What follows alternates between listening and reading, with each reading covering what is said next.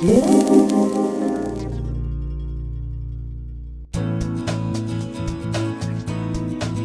it runs the same way that it did with electricity. With electricity. And for electricity, you have to have a place where there's a high potential, and then the current is going to flow through something, and then end up at a place where there's a lower potential. Exactly, and if you're going to do that with something that moves like this, you've got to have a moving conductor.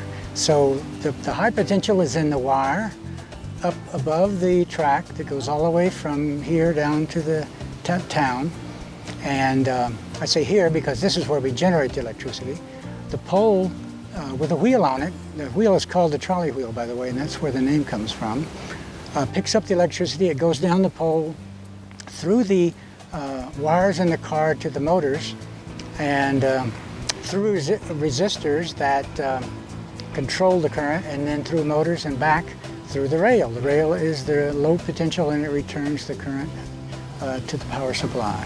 So the electricity is going from the wire, which is up above the trolley, and then basically through the car, and then ends up in the rails. That's our circuit. Right, and the wheels are rolling conductors, all four of them, to get the current back into the rail and back to the power supply.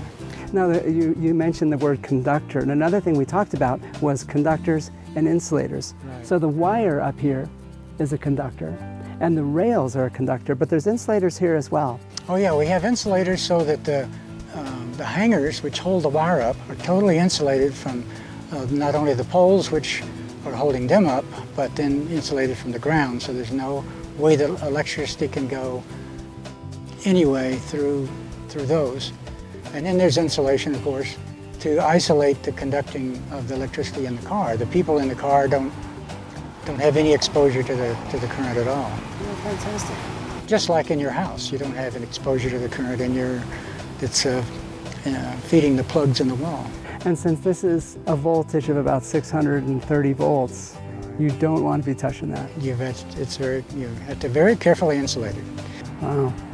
Now, we looked at batteries in the studio that have a voltage of about 1.5 volts. Mm-hmm. So this would be 420 batteries all stacked up. Something like that, yeah. So running this with a battery pack would be a lot of batteries. Right.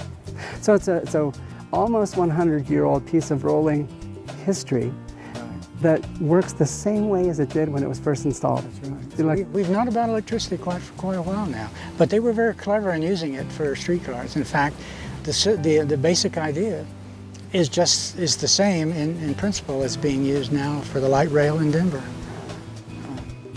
And if somebody wants to ride this particular piece of rolling history, they can do that.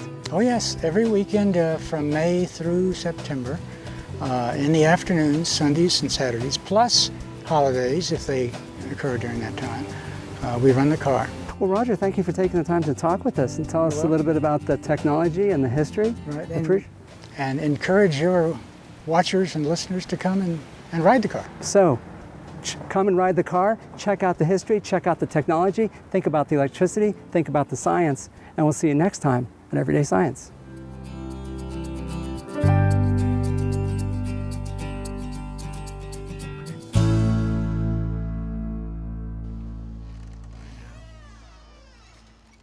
Yeah.